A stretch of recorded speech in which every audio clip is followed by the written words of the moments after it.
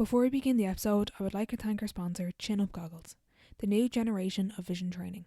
Its simplistic design eliminates downward vision, improving a player's spatial awareness, anticipation, skill acquisition and execution. The findings have been supported by scientific research in CIT, now MTU. Be sure to visit chinupgoggles.com for more.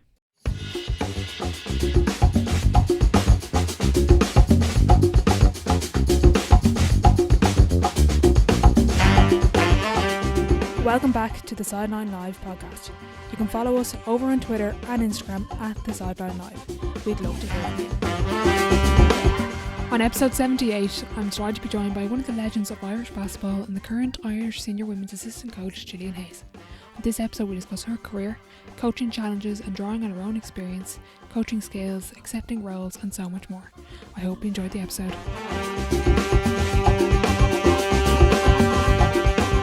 Hi Jillian, thanks a million for joining me on the podcast.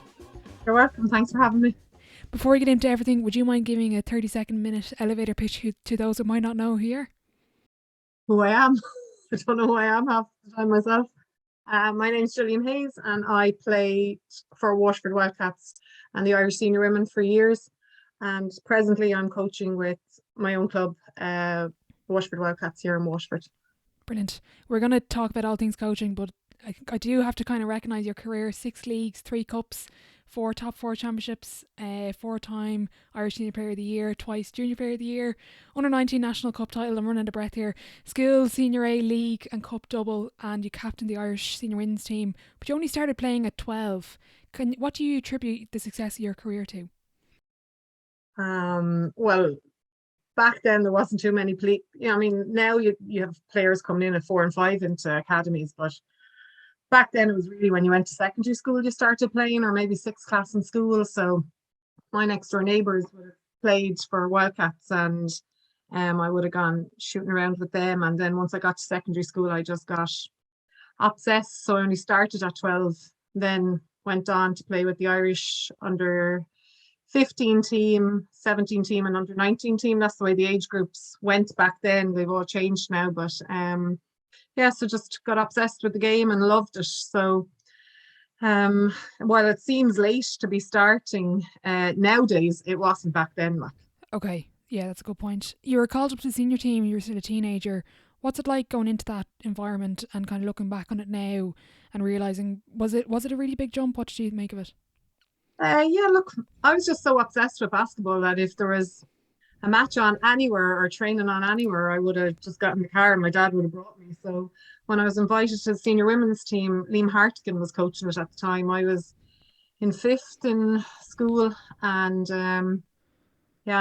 even from 6th when I was doing my leaving cert, I remember my mother kind of saying to me, "Oh my God, you're doing your leave," and I was like, "I don't care, I'll fit it in," and we did, because whatever hours you had free, you do your homework or your schoolwork, and the other hours were spent playing basketball. So yeah, it was probably a bit daunting, but I was probably fine, because I always had 1 or 2 of the Wildcats, the older girls, with me, and Michelle Maguire, Mary Fitzpatrick would have been on the Irish senior women. So I had teammates going with me, even though I was way younger than most of them there. But funny, because we were having this conversation, myself and Grania Dwyer there recently, because Kate, one of my daughters, turned up to the Irish senior women's team this year. And I remember when the age gap would have been 10 years. And Kate turned up to training the other day and Grania was asking her age, and it was like a 20-year age gap, so it's probably a bit daunting for the younger ones coming up. But I think with basketball, whether you're a senior player or junior player, everyone tries to make you feel welcome and settle you in, the one good thing about the sport. Mm-hmm. I understand you had offers to go abroad to the States, and you turned those offers down. What was the kind of thinking behind maybe not going abroad and those opportunities at the time? I was just a real homebird, a real homebird, and we were off playing. Wildcats had done a trip to America, and we were going around playing college basketball teams all over America, and so I was offered a few scholarships there, and when I came home, I had more scholarships invited. And then with the Irish senior women's team, we had gone another year. We used to go every second year to America, and again I was offered scholarships there. But yeah, just didn't like kind of the American kind of way and just loved home. So, and I was happy playing with my club and developing here. So I felt like I could keep playing at the top level here. I didn't feel like I was missing out on anything going to America. Yeah, that makes sense. Did you have any pre-game routines as a player? I know you had a couple of superstitions, and aside from Eye of the Tiger, what would be your routine? Now, I wouldn't be promoting my routines or my eating habits to most players, but always when we had home games, I would have been very much, I'd go for a nap every time before we go into the gym. So beforehand, I would try get good sleep, dinner into you, and go in and play. But like routine wise, our team would have had a specific warm up. But my one thing was the minute that the warm up was over, I was like, get me the ball under the basket. I just needed those few minutes myself with a ball in my own basket to put them in underneath, and always finish with a score before we'd go into, the start of the game. Just a ritual you had, or a thing to settle you, and put the ball in the basket and off we go. Yeah, exactly. I put up the question box yesterday on Instagram. I feel now might have been a gag, but someone asked, "What were your meals like before games and training?"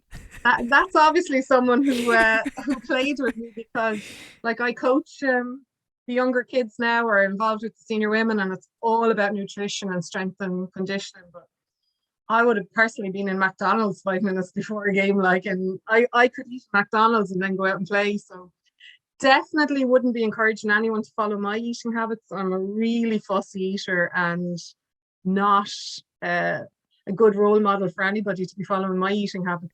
Yeah. Talk us through some of your playing days. I suppose Michelle Fahey, Michelle Aspel, Suzanne Maguire, Susan Moran as teammates. Tell us about those experiences and what it's like kind of back then. I suppose for the younger generation that don't really realise what of a team that was, and even the players I've just mentioned. Yeah, like look, we've a super we've good few years like where basketball was really, really strong in the country, and we, came up with I got the chance to play with an awful lot of good players. Like when I would have been starting off playing, a lot of the girls that were 10 and 15 years older than me, like, were at the height of their career. But I suppose, look, of that couple that you've named there, like Suzanne and myself are around the same age. Suzanne won't like admitting that, but she's around my age. She likes to think she's a lot younger. But like I would have played with her an awful lot with senior women. And Suzanne's competitive nature would always, the two of us always got on really, really well. An awful lot of times when you're playing for Ireland, you're with like-minded people. So yeah, it's easy to get on with them when, your goals are the same and that's what you're aiming for. So yeah, always loved playing with Suzanne. Michelle Aspel I would have played with internationally and for club. So she would have played with Wildcats with me for years. And Aspel would admit herself, like, we were a real structured club, and you didn't go outside the lines. The play was written for you, and you followed suit. And Aspel came along with her own style and her own, I don't know, flair for the game. She wouldn't have been a very structured player, but by God, she could play and she could score no matter what you want to just give her the ball. She could score. So it's kind of hard to mark then when you had, the likes of Trish and myself inside who could play, and then you have guards outside, and Katrina, like Michelle, they could shoot the ball, and then you've Aspel can drive, shoot, do everything you want. But yeah, it's good to see, like, because for years we would have thought there's one way of playing and we had to play a certain way, and Michelle's game is a whole different style to any of the Wildcats we're used to. But we would be great friends even to today. Like all those girls that you named, played with them and be friends with them still. Fahia didn't really get to play with an awful lot, but like absolutely loved watching her play. When I was finished playing, she was going to the States at the time, and then when she came back, she would be one of the players I would really enjoy watching. Her skill or her vision is something always I would admire. Her passing skills and her vision is superb. And Susan Moran, I would have been the senior on the Irish senior women's team at the time when she was the baby coming along. So kind of like to think I mothered her for a little while before she went off to the States and made a huge career for herself. But again, like all these girls are great personalities on and off the court. great fun to be around. But once you put your foot over those sidelines and you're on the court, the most competitive girls you can meet, like, so again, I think like-minded people, and we all always get on great. Mm. Out of all the players you've played with, against, coached against, or even just watched, what are the common characteristics you see of the top players? Is there just something that you say, oh God, that's kind of in everyone? Is there just that distinct trait that you see, or is there a lot of variables there? Everyone has their own attributes. But I do think the one thing is the competitive nature of it. Like, you need that competitive nature, inbuilt in you. I think all of those players have it, and an awful lot I'm involved with the Irish senior women's team at the moment, and great to be around, like, when you see them. But like, they're on the court killing each other, and then you could be off the court playing a game of 30 seconds or whatever, and they want to win. So you want to win, whether it's dodgeball, whether it's basketball, or whether it's a game of cards. Everyone wants to win. And I do think that competitive nature, a lot of people think they have it, until you see the top people at it, then you realize. Like, you can imagine Lindsay Peach. Lindsay would want to kill you in anything just to win. So I do think competitive nature is a great attribute that the top players all have, and would have seen it really now during COVID, when we were all locked down. Senior women's team, had not seen a ball for a while, or they were in a gym on their own. So they'd no teammates to be around. And the second our training was back in the arena at the time, the second we got back to training and things were opened up a little bit, just for the elite level, oh my God, it was just a pleasure to be around. And like, there was times we had to blow the whistle and just stop it, or we'd have 5 bodies on the floor, like, but it's like that. They want to kill each other just to win. In a good way. I don't mean like that, like in a really good way, but it's lovely to watch that kind of, and I love being around that, because I'm the same, like, whether it's, anything you're doing, I want to win. Yeah, brilliant. I love that answer. That hasn't come up yet. I've kind of nearly made it like a mandatory question for every coaching episode, but I like that answer. During your career, or even when you started coaching, what was the best advice you got from a coach?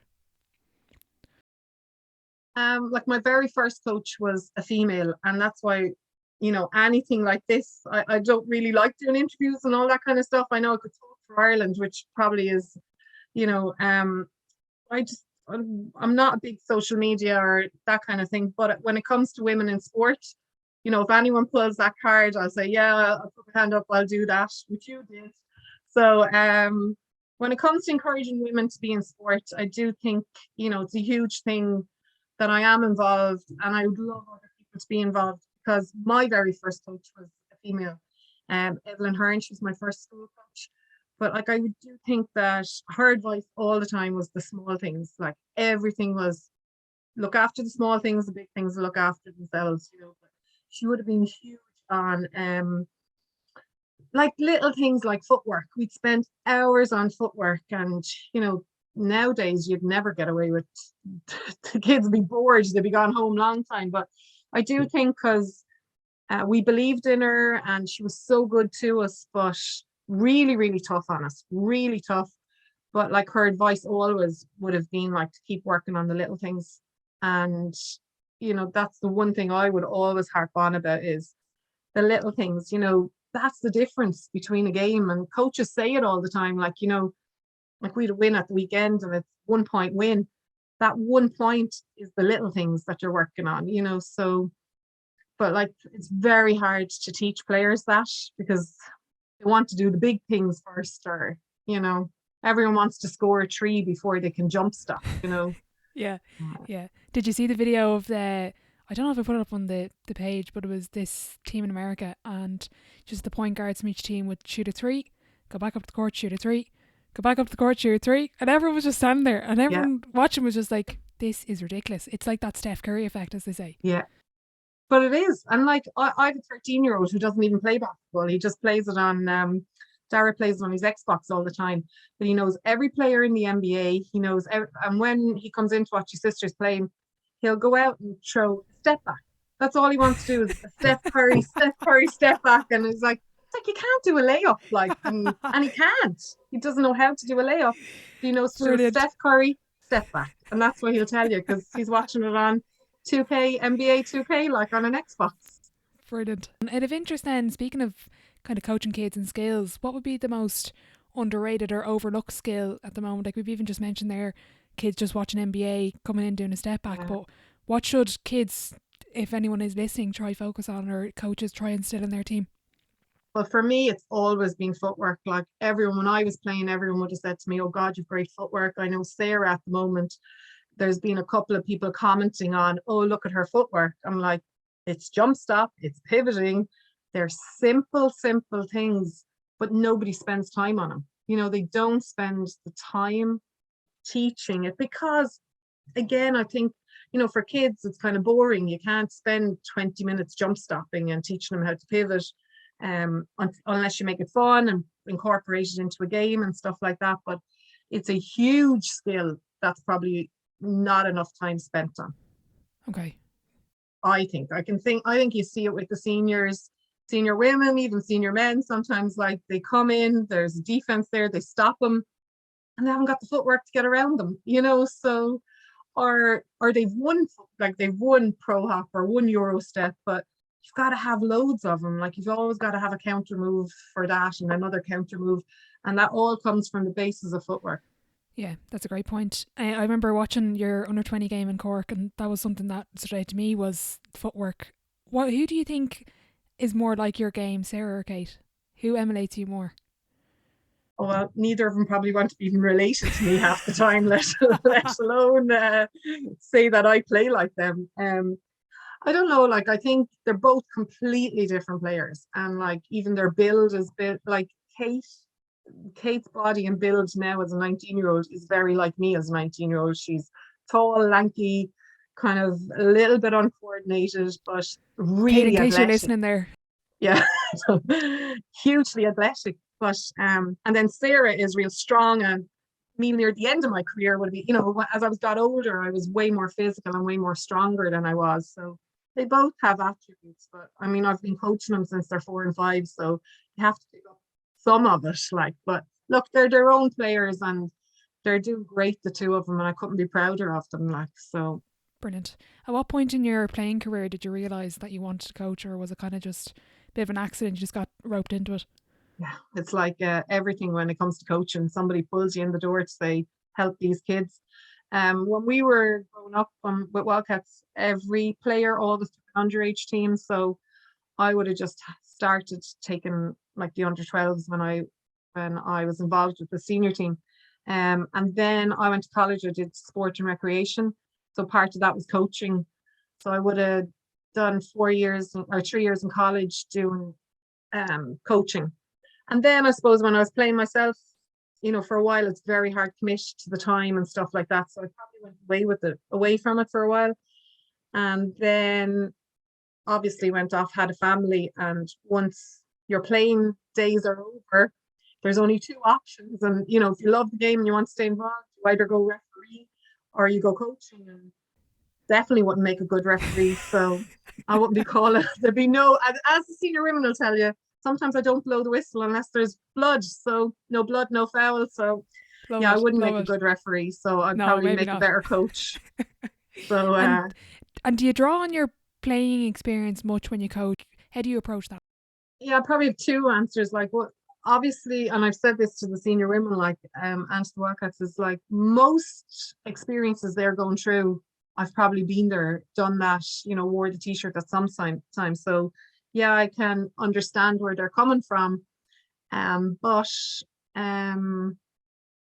game's a lot different now, and the younger people growing up now wouldn't take probably the abuse that we took when we were younger. So yeah, things that might have worked 20 years ago definitely wouldn't work with the kids today. Like, so Yeah. yeah, there's two. Definitely playing does help you, gives you an understanding of what's going on and what's going on Yeah. in the player's mind. But players today are definitely a lot different than players 20 years ago. We had nothing else in our life. It was literally basketball and school. That was it. Like, Yeah. Yeah, it's very different now. I had a great question in. What are the differences / similarities between the Irish senior teams from a coaching and playing standpoint, from your playing experience and now being involved with the current squad?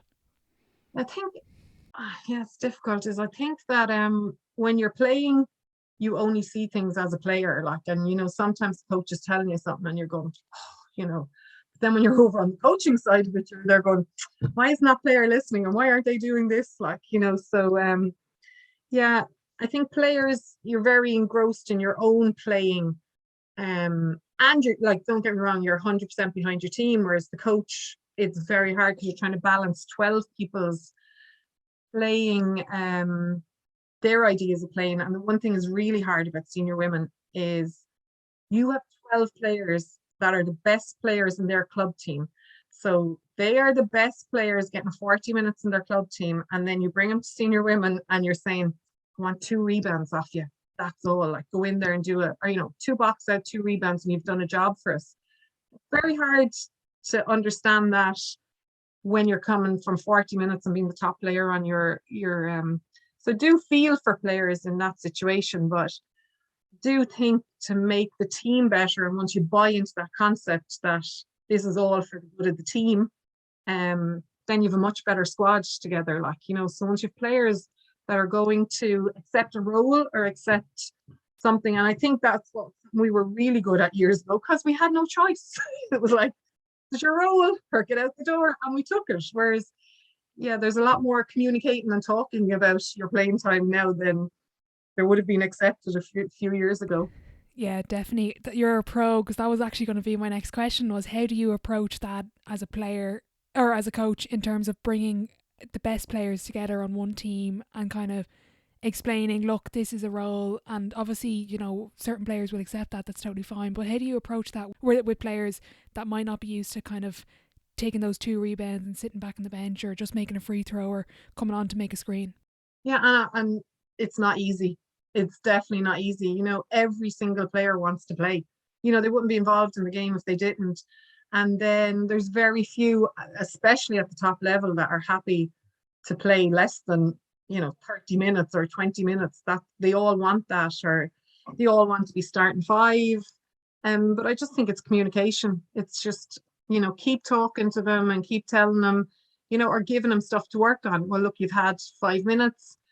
If you want to up that to 10 minutes, here's another job you've got to do. But one step at a time, like, especially for younger ones coming through, to accept that. But like the likes of it actually happened this year would nearly be the reverse, was the younger ones were coming through with huge experience because they've had great experience coming up the whole way, and they're really gelled at it as a team. And sometimes you were talking to senior players who are some of the best players in Ireland in the Irish League, and then you're asking them to take a lesser role. It's not easy, and it's not easy as a coach. And at club level, at senior level, they're hard conversations to have with players, but ignoring the conversation is probably the wrong thing to do, like, and think, oh, they'll sort themselves out, and if they want to play, go off and fix it yourself. It's a conversation to be open about it, and at least they know they're not sitting there not knowing either, so. Yeah, but it that's a is great tough. point. Mm-hmm. How do you think it's important for coaches to have played the game? And I don't mean play the top level, but to just have some playing experience. Do you think that's important, or can anybody come in and coach? I don't think necessarily you have to play. Like, I think obviously playing gives you a good in-depth knowledge of all the skills and stuff, and being able to demonstrate the skills, especially with the younger, if you're coaching younger ones, it is a good idea that you can demonstrate the skills. If you haven't played and you can't do them properly, I would tell every coach, don't demonstrate them, then go get some kids that can demonstrate them correctly. Because, for kids that would be a visual learner, if you're teaching, or you think you're doing it right and you're not, they're watching that and they're going to replicate it. So I do think, it's very good for younger players if you have that, you can demonstrate, but not necessarily. I think, you can learn an awful lot, and Mm-hmm. there's an awful lot of coaches out there that just learn the game and learn different things. But I suppose when you're playing, obviously it helps, I Yeah. mean, you can see the American structure definitely seems to be the players all make assistant coaches, and their whole structure feeds that, whereas I had finished playing and I wanted to go coaching, and they sent me back on an introductory level coaching course, and I'm like, it's like, here's a ball and here's a basket, and I was going, oh no, come on. But there's no feeder system like that in the Irish. Don't think we buy into that enough, like, of playing what your level playing has taught you should seriously give you a level 1 or a level 2 of some level of coaching, because for players that, and it's a pity, because we have an awful lot of kids in our club that would have played National League or Super League, but they're not willing to spend a Friday, Saturday, and a Sunday going on a coaching course teaching them the basics of stuff. But that's just, that's the paperwork, and sometimes it's literally down to paperwork.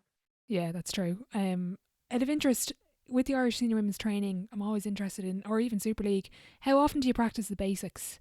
Is there a lot of focus put on it? Is it just something that's involved in the drills anyway? Do you spend much time on skills or fundamentals at all?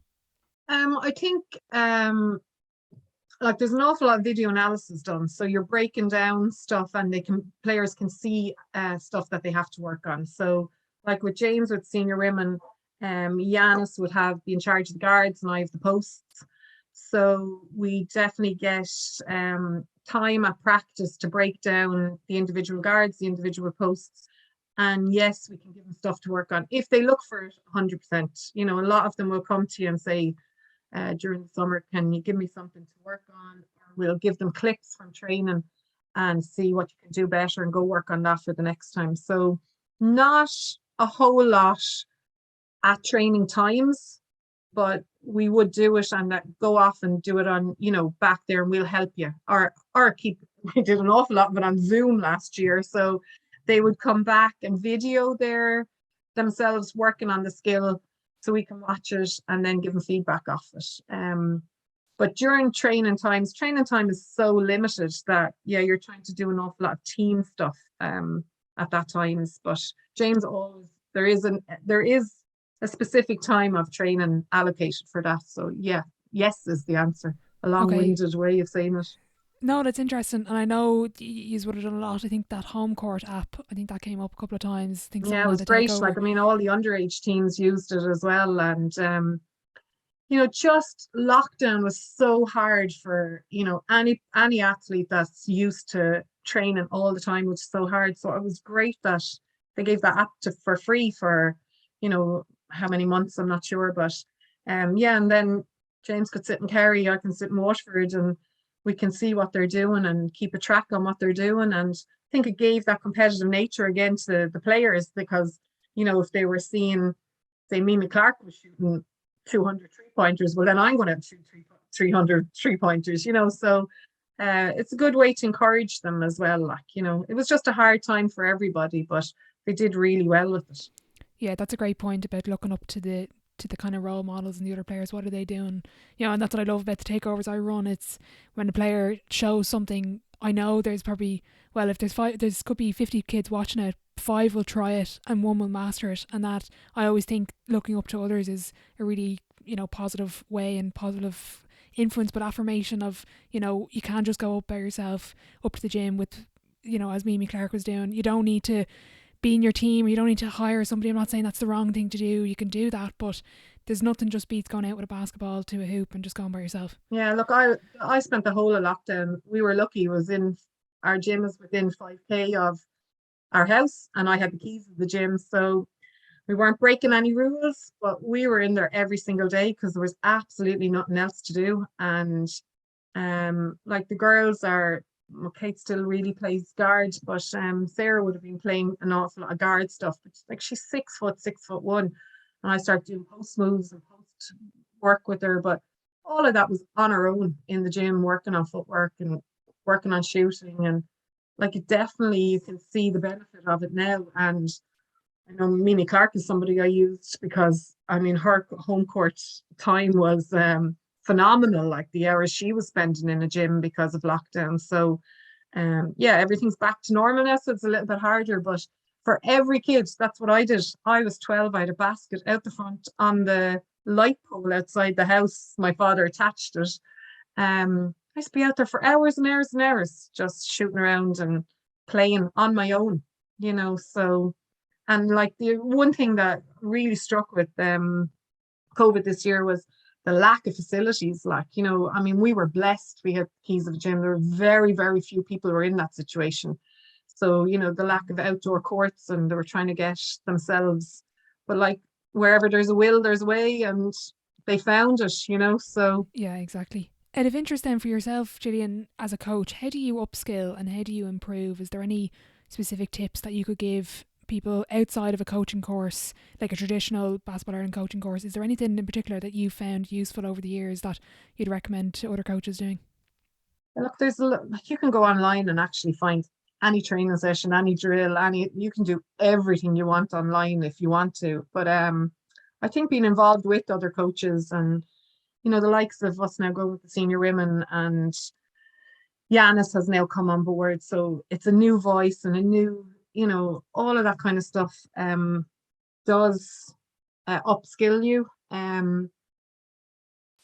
I think of any other way, other than like this, the Basketball Ireland coaching courses that they ran. Like, I was doing my level 2, you different speakers coming in all the time from all over Ireland, as well as international or American coaches, and you get different perspectives on everything.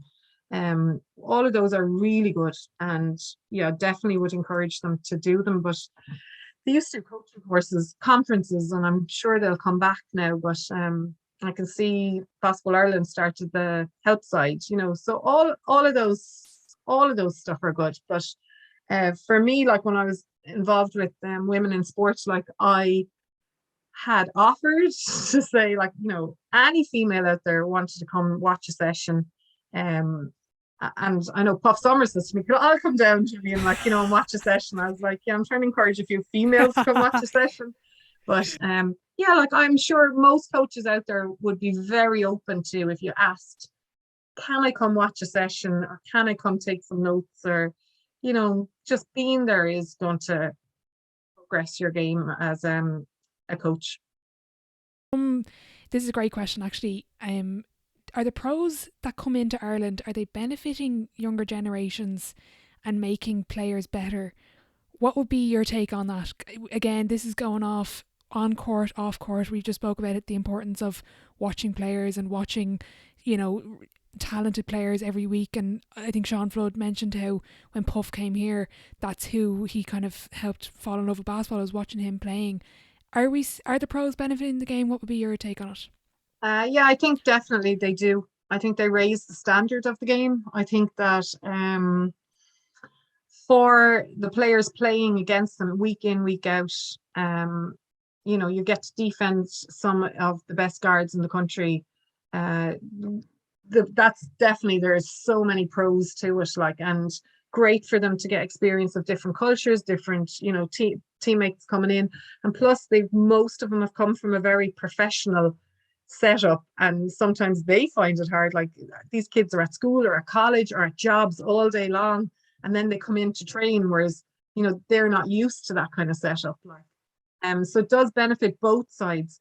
The only thing is that, with 2 of them on the court at the time, you're limited to 3 Irish players on the court, whereas the more Irish players, more playing time you get, the better you're getting. So, there's pros and cons to it, but even for kids to go watch them play, and, it hypes the game, and it gives an interest to all the women's game anyway. Like, some of the Americans are some of the best in the league, but everyone still roots for the Irish player, don't they? Really, at the end of the day, they want, well, I do anyway, I want the Irish players to be top scorers or doing well. Like, but yeah, it adds to the game. I think if they lost it out of the game, it wouldn't be good. Yeah. Do you think the game has progressed much since you've played, and if so, how? Yeah, it's like, sometimes I look at the league and I go, oh my God, like, we're going backwards. And other times I look at the league and I go, oh my God, we're flying. So I don't know. It depends on the day. Like, I think there's an awful lot of consistency in the league in general, especially Wildcats or any of the league. They're winning against the best teams, and then they could be losing against a bottom team. Like, it's just craziness. Like, do think years ago, some of the leagues were much smaller. For years there, we struggled to get, 10 teams in leagues. Um, so I think, yes, it's progressed. And look, we've Division One, Division Two this year, our Super League, sorry, and Division One. So we've loads of teams playing. We have loads of younger people. Like, it's definitely like one of the top numbers of female and male players playing in it. So it's definitely progressed. Um, I don't really know to have a specific answer on that one now, because it's hard to say, oh yeah, everything was great. And then you watch a game that I was playing in 20 years ago and you go, oh my God, that standard was horrendous. But when you were playing in it, you thought it was absolutely brilliant, Yeah, So that's a good point. Is there any particular direction you'd like to see the game go and the league go at this point? I'd just like to see it growing and growing. Like, I really would. I think, you'd love to see every team kind of having 12, 15 Super League players on it. I'd love to see more younger players coming through. It's like you see so much underage, they're winning under 16 All Irelands, they're winning under 18 All Irelands, under 20s, and then you don't see them stepping up to the Super League. And I think it's an awful pity, like, because there's only one or now look, years ago there was always one or two drifts in every year, but yeah, I don't see we're having the really good ones step up, but there's an awful lot of them lost in the process, and that is the one thing I would love the league to see more of them coming through to the Super League. Okay. Is there a particular way that we can facilitate that? Is there not a guaranteed 100% solution, but what would be a Yeah, suggestion to help that? Do you even know of a suggestion? like, I mean, I get these emails all the time from Basketball Ireland, from Sport Ireland, trying to encourage women to stay in sport. And there's a dropout, a huge dropout rate. Now, I think it's across every sport. It's not just Yeah. specifically basketball, but I think a lot of the underage rules really allow for, everyone must get a quarter, everyone must have two quarter, or you can't full court press. All the underage rules help players get playing time. And then we come to 16 and there's no rules, and coaches are only going to play the best and try win the games. And but look, I think that's life too. Like, you can't be just, you can't facilitate them all the time and say it's your turn, because that doesn't happen in real life. But if you want them to keep playing, they have to get court time. So it's a catch-22 situation. Like, it's a hard one to answer or a hard one to get right. But I do think the more playing time they get, the more encouraging they are to keep playing. But then if you want to win, they can't get the playing time. So, you know, It's completely, it's complete catch 22, but I would definitely be in agreement in terms of, you know, this whole don't keep score, everyone gets a oh, medal. I don't agree with that. Like, I'm all for participation and I don't want people to drop out of sport, but not everyone gets a medal. Like, I don't particularly love that idea or that and if you asked concept. me that question 10 years ago, I would have said, absolutely not. Like, but as I'm getting older and as I'm seeing so many kids drop out, like, I'm back at under 12 now going, good girl, you're doing great. Whereas if Kate and Sarah tell you when I coached them 10 years ago, I was probably going, that's not good enough. Come on. So I do think as you get older, you kind of see the benefits to both, like, to Yeah. try to keep participation up. Yeah. Like, more participation we keep up, the more we feed through the system. But yeah, you know, like, Well, I can, yeah, we've the same I'm not opinion in on that, agreement of but giving everyone a gold medal either. yeah, yeah. I think Definitely not. we're both saying the same thing here. It's just, but we both understand there's Yeah. two sides to every story, and look, it is what it is. But out of interest, as you mentioned it there again, you're a pro, Jillian. This is my next question. How have you evolved as a coach over the years? Oh, I would say I've completely changed. I think I was probably a bit of a lunatic back a while ago, but I was probably coached by a few lunatics, but yeah, I would have been very much more vocal than I am now. Like, because Yeah, sometimes when you sit back and you look at other coaches coaching, you go, what benefit is that roaring at them? Like, now don't get me wrong, because I'm well capable of roaring, and sometimes I do a lot of roaring. But even I was asked a question there a while ago, what's the biggest attribute for a coach? And I was like, patience. And like, hands up, I don't have the most. normally use all my patience in work every day. So by the time I'm finished, it's hard to get by. But I think it is a huge attribute to coaching. And, you can, I don't know, again, there's just no perfect answer to any question. Like there really Yeah. isn't. But yeah, it's hard. Every question you're asking are too hard, and there's no straight answer, But I do think I've completely changed. I don't think there's an awful lot of people might agree with you, but I know myself, it's a lot different than, it's like learning to control that and keep them playing, especially underage. Senior levels are different. They have to be able to take constructive criticism, let's put it like that. They're seniors, that's what they're there for. But it's a different coaching approach to underage than I would have had 10 years ago. There's a great picture of you, Kate, and Abby Flynn at the Cup Finals. I think it was 2020. Yeah, just before lockdown. Just before lockdown, yeah. Yeah. Deirdre McCarthy, big shout out to her, wanted to know, what were you saying to the girls in the picture out of interest? Do you remember? Deirdre McCarthy knows me well enough now to know I can't remember what happened yesterday.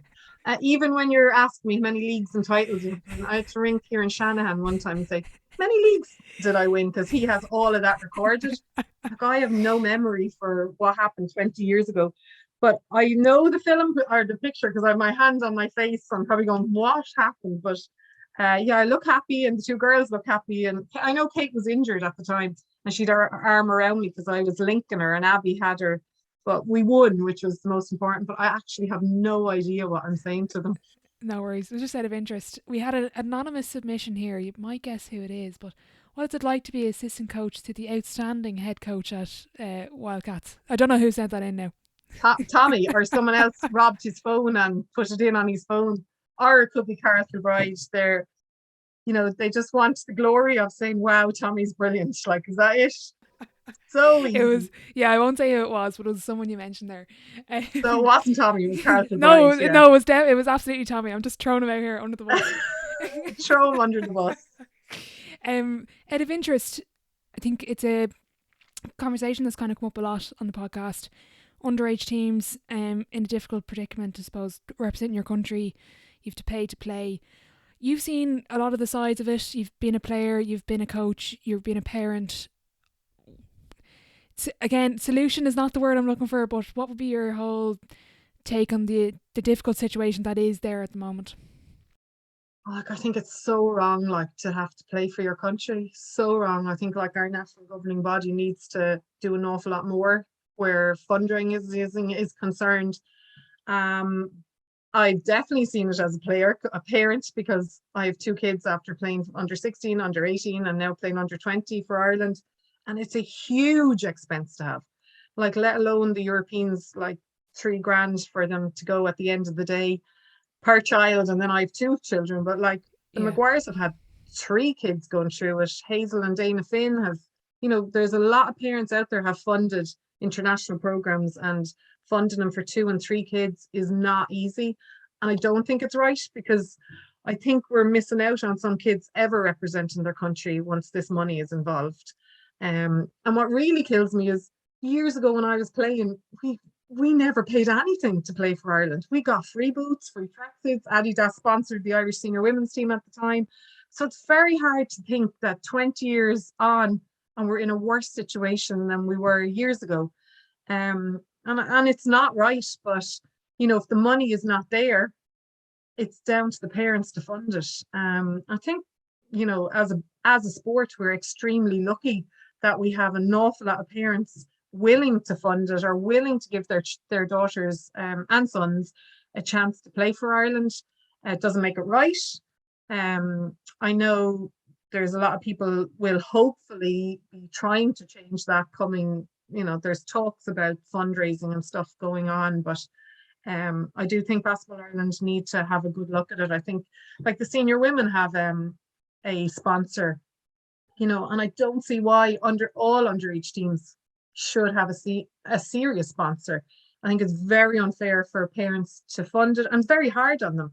But you can imagine a kid that doesn't have this funding, who could be the best player in Ireland, and they're not going to get that opportunity, because it's not just the lump sum at the end when they're going to Europeans, it's every weekend of training. So you can't make it if you had your £2,000 to go to the Europeans, because for a year up to that, you have to go to every training session, which costs money. And then that's not let alone your training expenses to get there, your train, your food, it's really expensive. And it's a hard pill to take, but then you see your daughter or your son putting on the Irish jersey and you're crying and your heart is like melting and you're going, it's only £2,000. A couple of grand will find that somewhere. But I just worry about the kids that can't afford it. And like personally, like we don't have lavish lifestyles, myself and my husband, so our money goes into sport. So look, ours are blessed to have that opportunity, but it's definitely not easy. Yeah, definitely. The Irish anthem has come up a lot in the podcast. It's very difficult to explain, but from your perspective as a player, captain, parent, coach, what's your proudest moment or memory with the anthem? And I don't think you can describe it but if you could maybe try, what is it like?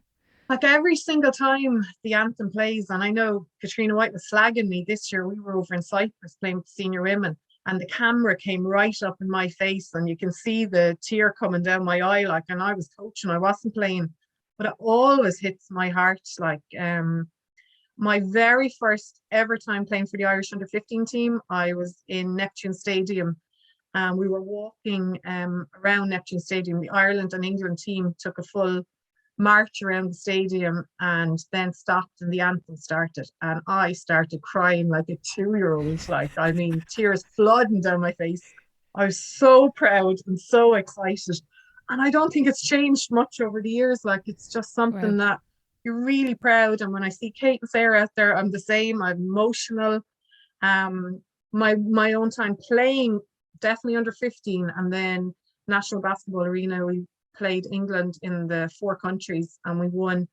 And again, I remember just the tears flowing down my face while I'm singing it, wiping it away, getting out and playing. And another memory really good, the Irish under 18 team when Tommy was coaching, Claire Melia and Dana and all of those, like the atmosphere in the arena back then was absolutely electric when the national anthem was playing. But it is a real proud feeling to put on a green jersey. And until you've done it, I don't know if you ever experience it or as you said, explain the feeling, because it is like we all have great, heritage of like Ireland and that kind of like, and especially when you're playing England, it's like kill them and all that. But then when you've a green jersey on you and you've got to the top of your career in playing and representing Ireland, it's a hugely proud moment. Yeah, I've never played for Ireland, never will. But I remember the Eurobasket game just gone with the men and being in the arena. I was actually standing on my seat videoing the crowd and I just got these goosebumps and I was like, thank God I'll never play for Ireland because I'll be in bits on the court and my coach won't play me because I'll be too emotional. No, it's mad. Like, it probably gives you more of a, That's a good point. Yeah. Yeah, it really does. And like the Irish crowd are always like the best supporters. Like, I've been at the Euros underage for the last few years, and it's great to be on the other side and with all the parents and you're screaming at, like, there's just so many supporters go for all those Irish underage programs at the Euros and everywhere. I mean, you could see with the men traveling, you could see the big Irish contingent in the background and the flags, and we're great supporters of Ireland as well as playing for it. But it's great. If you could go back in time and relive any moment in your career, what would it be? Oh God, definitely for Ireland, playing the 4 countries in the National Basketball Arena, like packed to capacity, roaring Ireland on. I just remember that. I would love to go back out in the court. I'd like to go back on the court and be able to run around. That would do me at this stage now. But probably that. And then for Wildcats, definitely a cup win. Like, probably our first ever cup win. We were probably, I think, 6 times losing cups or 5 times in a row losing cups, and then first ever cup win was like just electric kind of feeling, running around the arena again. Our sponsor for the series is Chin-Up Goggles. James reached out and told me you use Chin-Up Goggles. What do you use them for at training, and what kind of benefits have you seen with the goggles? I was using them with I use them with all the young kids because what do they want to do? Just look at the ball when they're dribbling it, so their head is down and they're dribbling the ball. And when you put them on, they completely block so they're like this, and they block them, they can't see the ball. So it encourages them to keep their head up. So yeah, I bought them, God, a few years ago off of him, and use them with all our academies. We put them on, and the kids love them. So whereas They're if asking some for of, the goggles nearly. yeah, so the older ones, when you put them on, they feel like, God, I can't wear these, I'm not. But I think it's good for every now and again to even put them on the seniors and have them going around, because it improves your vision, like, so, even your perception of where the ball is, you can't look at it. But kids, definitely, they have to learn to stop, to learn to dribble without looking at the ball. So it does help them. Mm-hmm. Overall, through your coaching and playing career, what's the biggest lesson you've learned from sport? I think probably one of the biggest lessons that you learn when you're playing as well, especially, is there's always more in the tank. So you feel like, you're given 100%, and there's nothing left in you. And then you can go the next level and the next level. So like training for us years and years ago would have been extremely physical, and we would have done an awful lot of strength and conditioning. And you think you're on your last your legs, and then coaching or the coach will be roaring at you, give me 10 more. And then you got the 10, give me 2 more. So now you've realized, oh God, I can do 12 when I thought I could only do 10. So that kind of pushing you and pushing you and pushing you to get more and more and more, probably one of the best lessons you can learn, like, because naturally I think we're kind of, your brain will say, oh, I can do so much. But unless you have a coach to push you and push you and push you, and then when you learn that, it's ingrained in yourself to push you, but if nobody's taught you that from the start, it's very hard to think you can push yourself. Like, I'll give you an example of, like, we run a drill, say, I think it's 1 minute, and you have to do 7 full court sprints, and like, you ask them to do it, they go, oh, it's not possible. I've only done it and I get 5, or only done it and I get 6, or only, and then they see someone doing it, or you have Abby Flynn who can go boom, boom, boom, like, and you're there. So I was like, yeah, she did it. And next, suddenly people realize, well, if she can do it, I can do it. Or you give them a target shooting drill, 1 minute, and you have to make, 5, 2 in a row in 5 spots. You've got 1 minute, and they don't get it the first time or the second time or the third time, until they actually see someone getting it, or they get it themselves. There's always more in the tank. Whereas, it's a belief in that, and that's definitely a lesson that sport teaches you, and you use it in all aspects of life, I would say, onwards. Mm-hmm. Overall, purpose is a very deep word, but why do you coach? Why do you get involved in the game? What's the kind of thrill for you? I just absolutely love basketball. I have a love of basketball and an obsession with basketball since I was 12 years old. And unfortunately, I don't have the knees or the fitness level to keep playing, because if I did, I'd be still out there playing. My love absolutely was playing. And as I said to you earlier, like, you can't play, your options are to referee, table, or coach. And I would prefer be coaching and impact the game, and pass the game on to the next generation, which is just a huge I don't know, sense of accomplishment when you're, when you've taught kids, like the under-20s, Wildcats under-20s this year, like, just filled my heart with pride, because a lot of those kids I've had since they're really they're really young. They started with Kate and Sarah when they were 7 maybe, and you've seen them go through, or you're trying to teach them something, and then they do it for the first time, like Bammy, one of the kids that would play under 20, like, I coach her now, and like, she is the most fun you could ever have as a player. Bammy is it, like, she's cracked. But like, I was for years and years saying, Bammy, your left hand, and she'd keep going up with her right hand on the left hand side and getting checked. I'm like, use your left hand. And one day in a game, like, she used it. I did it, Jillian, and like screams over at me, like, I was there kind of going, like, funny, but yet you're kind of going, yes, she did do it, So, yeah. I mean, coaching definitely gives you that level of, well, they've picked up on something, you've passed the skill on to them, and they're having fun doing it. Like, like, I always felt like I had fun when I was playing. I loved playing so much, and I'd love to pass that on to the next generation, to have a love of the sport that I do. I think when you're in the basketball generation, like, and you're in, basketball family, let's put it, like, you can see that everyone has a love of the sport. That's why they're all involved. And it is pure love of the sport. It's nothing to do with, I want to be a coach and I want to win the medal. Like, it's nothing to do like that for me. It's just the love of the game and you just want to be around it.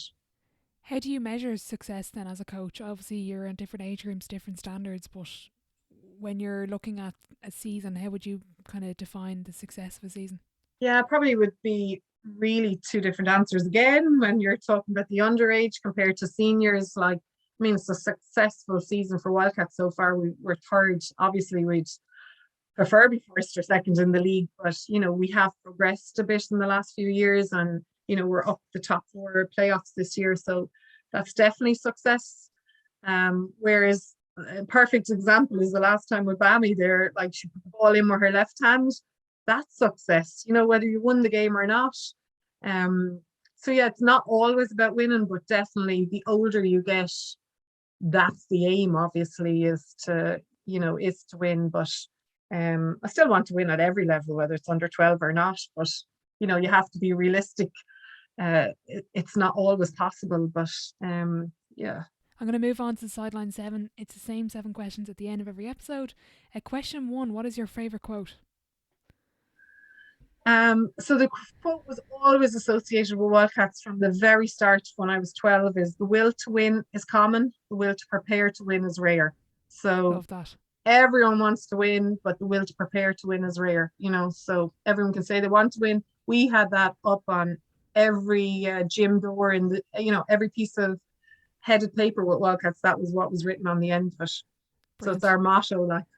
Very good. Question 2, what's the best sporting event you've been to? And you can pick one as a fan and one as a player/coach. I went to the Olympics when they were on in London. Unreal. Yeah, unreal. Like, again, we went, Rachel Vandervoort got us tickets to go on the Friday night to go see GB play France. We were like up in the like nosebleed seats. And the minute the game was over, which was a great game, especially to go see Rachel play when you knew somebody. And so we literally went with one ticket. That's all we had. And then US were playing Czech Republic afterwards.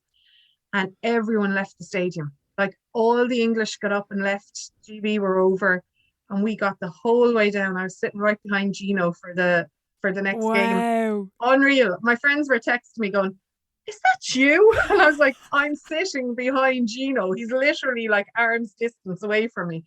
So we got right down there. The whole place was empty, and nobody could get tickets to these games, because they were sold for the 2 games. But all the English left after the English game. There was hardly anyone left, so we were all able to move right down. So that was definitely. But even when we were over there, then we got tickets to the. There was uproar at the time. I don't know if you remember. Like, all the seats were empty because they were all corporate tickets, and the corporate sponsors weren't using their tickets then. So when it was on the telly, they were all looking, and all these seats were empty. So then there was a glut of tickets came on the market on the Saturday when we were over there. So we got tickets to the athletics. I got to see Bolt, Jessica Ennis on the Super Saturday. The Sunday, then we got tickets. We went to watch the marathon, and we got to see Box and Katie Taylor. So it's one weekend. That is the dream weekend. Absolutely in my element for the whole weekend. And my kids never leave me forget that I left them at home. It was just myself and my husband went off for the weekend. And just the best weekend. Like, I mean, my God, we got so much sport in. And especially the fact, I think we went with one basketball ticket, thinking we weren't going to see anything else other than the marathon. And then just got Super Saturday. It was just amazing to be in that atmosphere and see. And we had brilliant seats, like, because they were all corporate seats. That's definitely my sporting memory. Like, and I don't know, unless I get to another Olympics, I don't think it'll surpass. Playing, my best memory would be the World Student Games. Like, again, like a mini Olympics, and you're in with all these athletes, like famous people, as you're walking around, like, looking at them. But walking in and being the open and closing ceremony of World Student Games was like a mini Olympics. And again, there was a few tears there as well, like, Yeah, I'd say so. Question 3, what's been the biggest setback or challenge during your career, and how did you react to it? I think the biggest setbacks normally come from injury. Like, so when you're used to playing all the time or you want to be on the floor all the time, like injury is just such a setback, and can be on the body, but equally on the mind when you can't play. And I see that with my own two, like when they're injured, it's just like, oh God, the stress levels in the house go to through the roof, So I think that's definitely the biggest challenge I've ever come across, and probably lucky, people have come across probably way worse, but injury definitely is, and it's just time. You have to give your body time to heal and recover, which is not easy either, because Yeah. you want to just take it up and keep playing. On the flip side then, what's been your biggest achievement on or off the court? My biggest achievement, I suppose having my children is probably my biggest achievement, but definitely takes over from your sporting career when you go start your own family. But sporting wise, it's just all our cups and leagues and everything we achieved with our club, and doing it all with some of your best friends is just phenomenal. Looking back, what advice would you give your 18-year-old self? I asked this question before now, and I couldn't even remember. I'll probably give you a different answer now. But I do think I'm only 5'10" probably, but years ago I was like seen as really tall, so I was always just stuck in the post. Then when you went to abroad to play Euros, you weren't tall. You were suddenly in against 3 girls, so you had to adapt and learn to play outside, because coach would just go get the ball, and next time out on a 3-point line, not knowing what the hell to do with it. So Yeah. probably 18, and I would have been very much like that with the girls, is learn every position. Don't pigeonhole yourself into one. And I was definitely pigeonholed into a post position. I could play the 4 or the 5. Really wasn't a 1 or a 2, or I couldn't shoot a 3-pointer. Could not shoot a 3. So like if I was back now, if I was playing now, I'm 18, like I wouldn't have the same career, because you need to add all aspects to the game. That's a great point. Question 6, who would be your dream dinner guest and why? You can open up the table to a few people if you want. I suppose in our house, if we could bring, like, one of my favorite players always to watch was Michael Jordan. Just obsessed with him, obsessed with the gear, obsessed with him. Like lockdown, when Jordan came on Netflix, it was like, oh my God, can the next episode come quick? So I would absolutely love him as a dinner guest. What would you ask him out of interest? Is there just a... I think I'd probably just sit there like that, looking at him going, tell me your whole life, but yeah, I mean, I loved the documentary, and when loved it, and I always followed the Bulls when I was a kid. That was the one thing I was just obsessed with. I mean, in the women's game for the last couple of years, I just love Breanna Stewart, love her, love everything about her. So I would like maybe her, if it's basketball conversation on the basketball you're bringing to the table, but I love her competitiveness, and she can do everything. Like, she can play out, she can play in, but probably Michael Jordan, but just for the woman, put a woman in there, it's Breanna Stewart. Love it. That wouldn't be a bad 3v3 team now. The 3 is together. Yeah. I was just sitting there looking in awe of the other 2. A final question before I let you go. If your life was a book, what chapter would this be called? Oh, I don't read too many books now. It'd have to be, well, obviously at the moment, coming out of COVID, this chapter would have to be COVID chapter, or coming out of COVID and the next step. But yeah, well, can't think of anything else to write. We'll go with that. We'll go with that. The COVID chapter. Brilliant. Jillian, thanks so much for coming on the podcast. If there's any female coaches that want to reach out for advice for anything, where is the best place to find you? As I said, I'm not great on social media, but I am on it. So if you message me on Instagram, I'll get on to you. Or you can email Waterford Wildcats. A massive thank you to Jillian for joining me on the podcast today. I'll be sure to leave all of her social media links and interviews in the description box below if you'd like to hear more from her. If you are enjoying the podcast, I'd really appreciate if you'd leave a rating and a review over on Apple Podcasts and Spotify, as it does help the show grow. Be sure to get in touch and let me know what coach you would like to hear from. A massive thank you to our sponsor, Chin Up Goggles, and as always, thank you for listening.